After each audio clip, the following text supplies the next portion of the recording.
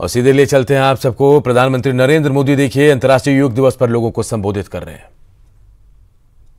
एक प्रकार से एकजुटता का दिन है। ये विश्व बंधुत्व के संदेश का दिन है। ये वननेस ऑफ ह्यूमननेस का दिन है, जो हमें जोड़े, साथ लाए, वही तो योग है। जो दूरियों को खत्म करे, वही तो योग है। कोरोना के इस संकट के दौरान दुनिया भर के लोगों का my life my yoga video blogging competition में हिस्सा लेना इस बात को दिखाता है कि योग के प्रति उत्साह कितना बढ़ रहा है, कितना व्यापक है। साथियों, इस साल अंतर्राष्ट्रीय योग दिवस की theme yoga at home and yoga with family ये तय हुई है। आज हम सब सामूहिक कार्यक्रमों से दूर रहकर घर में ही अपने परिवार के साथ मिलकर योग कर रहे हैं। बच्चे हो, बड़े हो, युवा हो, परिवार के बुजुर्ग हो, सभी जब एक साथ योग के माध्यम से जुड़ते हैं तो पूरे घर में एक ऊर्जा का संचार होता है। और इसलिए इस बार का योग दिवस, अगर मैं दूसरे शब्दों में कहूं तो ये भावात्मक योग का भी दिन है। हमारी फैमिली बॉन्डिंग को भी बढ़ाने का दिन है। साथियों, कोरोना पैंडेमिक के कारण आज दुनिया योग की जरूरत को पहले से भी अधिक गंभीरता से महसूस कर रही है। अगर हमारी इम्यूनिटी स्ट्रांग हो तो हमें इस बीमारी को हराने में बहुत मदद मिलती है। इम्यूनिटी को बढ़ाने के लिए योग की अनेक विधियां हैं, अनेक प्रकार के आसन हैं। वो आसन ऐसे हैं जो हमारे शरीर की स्ट्रेंथ को बढ़ाते हैं, हमारे मेटाबॉलिज्म उसको शक्तिशाली करते हैं। लेकिन कोविड-19 वायरस खासतौर पर हमारे श्वसन तंत्र यानी कि रेस्पिरेटरी सिस्टम पर अटैक करता है। हमारे रेस्पिरेटरी सिस्टम को स्ट्रांग करने में जिससे सबसे ज्यादा मदद मिलती है वो है प्राणायाम। प्राणायाम यानी एक प्रकार से ब्रीथिंग एक्सरसाइज है।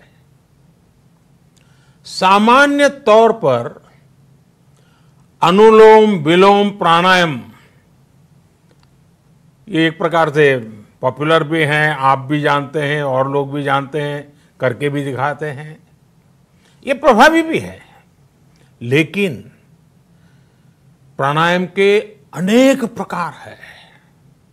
इसमें अगर आप प्राणायाम को जानने वालों से मिलोगे तो बताएंगे शीतली है, कपालभाति है, भ्रामरी है, भस्त्रिका है, बहुत है, अनगिनत है। अब तो नए नए जुड़ते भी चले जा रहे हैं। योग की ये सभी विधाएं, ये तकनीक हमारे रेस्पिरेटरी सिस्टम और इम्यून सिस्टम दोनों को मजबूत करने में बहुत मदद करती है। इसलिए आपसे मेरा विशेष आग्रह है, आप आसन करते हो, एक्सरसाइज करते हो, जो भी करते हो जरूर करें, लेकिन आप प्राणायाम को अपने डेली अभ्यास में जरूर शामिल करिए और अनुलोम विलोम के साथ ही अनेक जो प्राणायाम की टेक्निक्स हैं उसे भी सीखिए, उसको सिद्ध कीजिए। योग की इन पद्धतियों का लाभ बड़ी संख्या में आज पूरी दुनिया में ये कोरोना वायरस से ग्रसित जो लोग हैं, योग से हमें वो आत्मविश्वास और मनोबल भी मिलता है जिससे हम संकटों से जूझ सकें और जीत सकें। योग से हमें शांति मिलती है, मानसिक शांति मिलती है, संयम और सहन शक्ति भी मिलती है। स्वामी विवेकानंद जी कहा करते थे, एक आदर्श व्यक्ति वो है जो नितांत निर्जन में भी क्रियाशील रहता है और अत्यधिक गतिशील में भी संपूर्ण शांति का अनुभव करता है। किसी भी व्यक्ति के लिए ये एक बहुत बड़ी क्षमता होती है, जब बहुत ज्यादा विपरीत परिस्थिति हो तब भी एक्टिव रहना, थककर हार न मानना, बैलेंस रहना, ये सारी चीजें योग के माध्यम से हमारे जीवन में स्थान प्राप्त करती हैं, हमारे जीवन को बदल देती है, ताकत देती है। और इसलिए आपने भी देखा होगा, महसूस किया होगा, योग का साधक कभी संकट में धैर्य नहीं खोता है। योग का अर्थ ही है समत्वम योग उच्यते, अर्थात अनुकूलता, प्रतिकूलता, सफलता, विफलता, सुख, संकट, हर परिस्थिति में समान रहने, अडिग रहने का नाम उसी तो योग कहते हैं। Friends, yoga enhance our quest for a healthier planet. It has emerged as a force for unity and deepens the bonds of humanity. It does not discriminate. It goes beyond race, color, gender, faith, and nations. Anybody can embrace yoga. All you need is some part of your time and empty space. Yoga is giving us not only the physical strength, but also mental balance and emotional stability to confidently negotiate the challenges before us. Friends, if we can fine-tune our course of health and hope, the day is not far away when world will witness the success of healthy and happy humanity. Yoga can definitely help us make this happen. साथियों, जब हम योग के माध्यम से समस्याओं के समाधान की बात कर रहे हैं, दुनिया के कल्याण की बात कर रहे हैं, तो मैं योगेश्वर कृष्ण के कर्मयोग का भी आपको पुनः स्मरण करना चाहता हूं। गीता में भगवान कृष्ण ने योग की व्याख्या करते हुए कहा है, योगः कर्मसु कौशलम, अर्थात कर्म की कुशलता ही योग है। Efficiency in action is yoga.